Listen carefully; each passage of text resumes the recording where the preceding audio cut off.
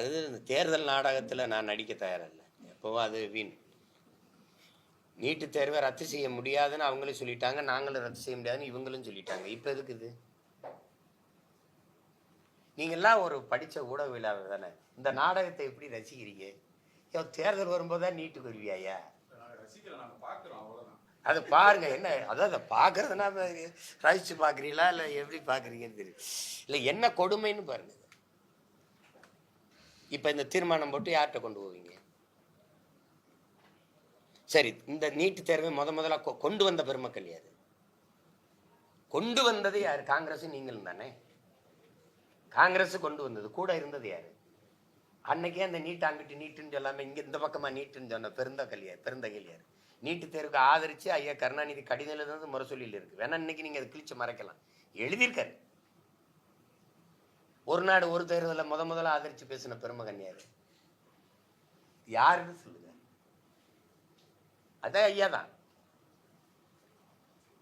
தேவையற்ற செலவுகளை குறைக்க அன்றைய பிரதமராக அம்மையார் இந்திரா காந்தி ஒரு இடத்துல பொதுக்குழுவிலே கழக பொதுக்குழுவிலே தீர்மானம் போட்டு நிறைவேற்றியது அப்படின்னு பேசின பெருந்தகை நம்ம ஐயா தான். நாளைக்கு ஒரு நாடு ஒரு தேர்தலை ஏற்றும் ஒரு தீர்மானம் வரும், அதையும் நீங்கள் அண்ணன் இப்படி கேள்வி கேட்டுக்கிட்டு இருப்பீங்க.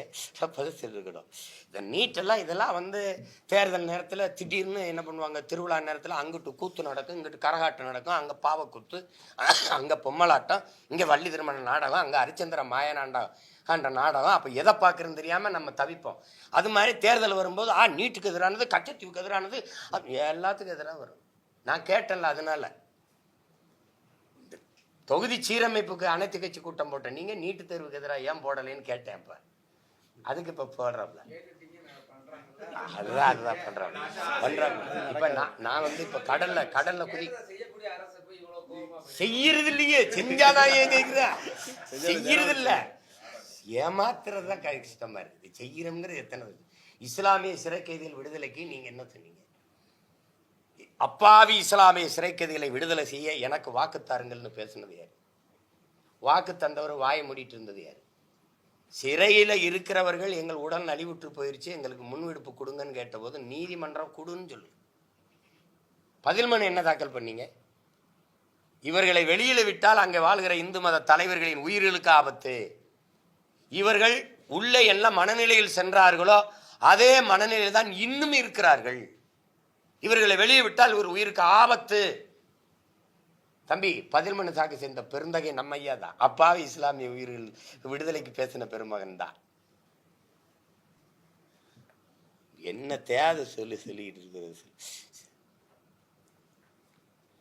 நாம் தமிழர் தொடர்ந்து தனித்து போட்டியிடும் ஸ்டாண்ட்ல இன்னும் அப்படியே கண்டினியூ பண்ண போறீங்களா?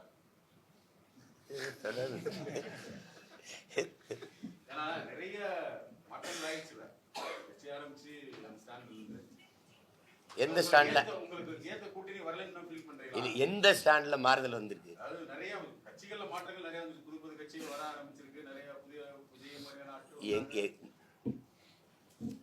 அதாவது நீங்க எல்லாரும் இந்த கூட்டணின்னு பேசுறீங்க. ஏற்ற சொல்லுவது கூட்டணி இல்லாம எப்படி வெல்ல முடியும்? ஒருத்தர் கூட கேட்கல. கொள்கை இல்லாம எப்படி வெல்ல முடியும்னு யாரும் பேச மாட்டேங்கிறீங்க. எனக்கு தேவைப்படலை. நான் தான் தமிழ்நாட்டில் பெரிய கூட்டணி வச்சிருக்கிறேன்.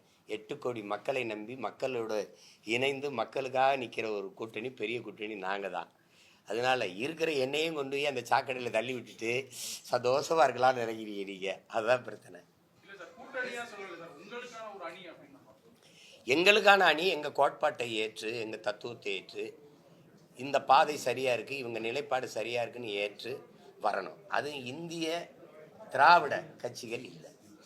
அதை நாங்கள் அதுக்கு எதிராக தான் இந்த கட்சியை தொடங்கியிருக்கோம். அப்போ அந்த எங்கள் நிலைப்பாடை ஏற்று நாங்கள் எடுத்து வைக்கிற ஆட்சி முறை இப்படி செய்வோம், இப்படி கொண்டு வருவோம், கல்வி எப்படி கொடுப்போம், மருத்துவத்தை எப்படி கொடுப்போம், இப்படி இருக்குல்ல, இப்படி சொல்கிறோம்ல, இந்த திட்டங்கள் நல்லா இருக்குது, இது வந்தால் நல்லா இருக்கும்னு நினச்சி எங்களோட வர்றவங்கள ஏற்போம். அது அப்போ யோசிக்கணும். இப்போ யாராவது வந்தால் அனுப்பி விடுங்க. வாக்குக்கு காசு கொடுக்காம வெல்ல முடியாதுன்னு அவங்க நம்புறாங்க. எல்லாரும் அதை முடிவு பண்ணிட்டாங்க. நாங்கள் வாக்குக்கு காசு கொடுத்து அப்படி பெற வெற்றி எங்களுக்கு அவசியம் இல்லைன்னு நினைக்கிறோம். ஊழலுக்கான முதல் ஊற்றுக்கண்ணே அங்கே தான், ஊழல் லஞ்சத்துக்கான விதையே அங்கே தான் ஊண்டப்படுதுன்னு நாங்கள் நினைக்கிறோம். அதனால அது மாற்று அரசியலாக இருக்காது, மிகப்பெரிய ஏமாற்று அரசியலாக இருக்கும். வாக்குக்கு பணம் கொடுத்து வாங்கி வருகிற அதிகாரம் மக்களுக்கானதாக இருக்காது, முதலாளிகளுக்கானதாக இருக்கும். அப்போ முதலாளிகளுக்கான அதிகாரங்களை கட்டமைக்கப்பட்டால் உழைக்கும் அடித்தட்டு மக்கள், பாட்டாளி வர்க்கம், உழுகும் உழவர்குடி மக்கள், இந்த மாதிரி மீனவர்குடி மக்களினுடைய பிரச்சனை காதில் விழாது. அது தேர்தல் நேரத்தில் 500க்கு 1000 கொடுத்தா போதும், 1000க்கு 2000 கொடுத்தா போதும், அப்படி வந்து நின்றும். அதனால அந்த முறையை நாங்கள் வெறுக்கலை, அருவருக்கிறோம். அதனால அது எங்களுக்கு சரிப்பட்டு வராது. வேற ஏதாவது அரசியல் அதிகாரம் தனிச்சு நின்று அடைய முடியாதுன்னு யாரும் உங்களுக்கு கற்பிச்சது?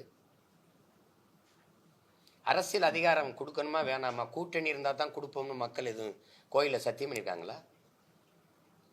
2014 37 இடம் தனிச்சு நின்று அம்மையார் ஜெயலலிதாவால் எப்படி வெல்ல முடிஞ்சது? அந்த தேர்தலில் எப்படி வெல்ல முடிஞ்சது அதை பேசணும். கெஜ்ரிவாலால் பஞ்சாப்லையும் டெல்லியிலையும் தனிச்சு நின்று எப்படி வெல்ல முடிஞ்சது? தனிச்சு நின்று 1.1 விழுக்காடு 4.5 லட்சம் வாக்குல இருந்தவன் 36 லட்சம் வாக்குக்கு எப்படி வளர முடிஞ்சது சீமானால? தம்பி, இத்தனை கட்சிகள், இவ்வளவு கூட்டணிகள், இவ்வளவு பணம் கொட்டி, இவ்வளவு அதிகார வலிமை எல்லாம் சேர்ந்து வேலை செய்யும் போது இந்திய நாட்டை யார் ஆள்றதுங்கிறதுல அது ஏன் மோடியா அருமை சகோதரர் ராகுலாங்கிறதான் போட்டி. இவ்வளவு கட்சிகள் இருக்கும்போது என்னை தேடி ஒரு எளிய மகனை புது சின்னத்தில் அது ஒரு ஒளி வாங்கின்னு ஒரு சின்னத்தை ஒரு வாரத்தில் கொடுத்து, எந்த வேட்பாளரும் எவனுக்கும் தெரியாது, 8வது பெட்டியில் இருந்த சின்னத்தை தேடி போட்டு 36 லட்சம் ஓட்டை போட்டு 8.22 8 விழுக்காடு வாக்கு தனிச்சு நின்று அங்கீகாரம் பெற்ற ஒரு கட்சியாக உயர்த்திருக்காங்கன்னா அது வளர்ச்சி இல்லையா? இந்த 8 36 62 ஆக்கி 75 ஆக்கி 76 ஆக்கி போகிறதுக்கு எனக்கு எவ்வளோ நாள் ஆகும்? அது ஒன்றும் இல்லை.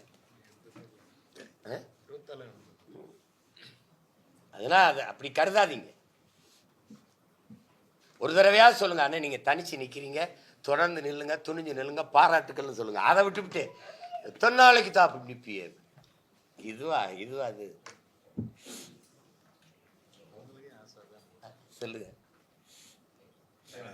நீங்கள் நான் கூட்டணி வச்சு போயிட்டேன்னா இந்த கேள்விகள் எதையுமே நீங்கள் என்கிட்ட கேட்க முடியாது, அதுக்கு பதில் சொல்கிற தகுதியன்ட்டு இருக்காது.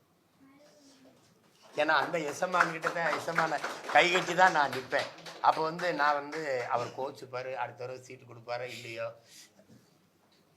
எங்கள் அண்ணன் பள்ளி பாபா சொன்னதுதான், நாயா நின்று 4 வீட்டில் நக்கி தின்னு வாழ்கிறத விட சிங்கமாக இருந்து கடிச்சிட்டு செத்து போனா அப்படின்னு.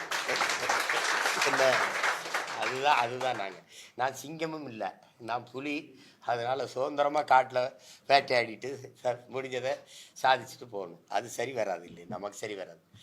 வேற ஏதாவது கேள்வி இருக்கா? மிக்க நன்றி, வணக்கம்.